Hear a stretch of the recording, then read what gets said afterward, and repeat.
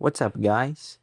In today's tutorial, I will show you how to fix the CapCut shark block only error in Windows. So without further ado, let's get started. First, press the Windows key and search for Firewall and Network Protection. Once it's open, click Allow an app through Firewall.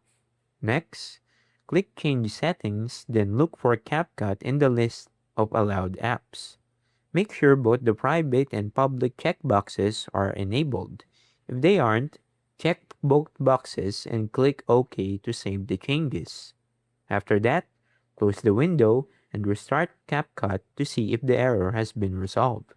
If the issue still persists, make sure you're using the latest version of CapCut and check that your internet connection is working properly.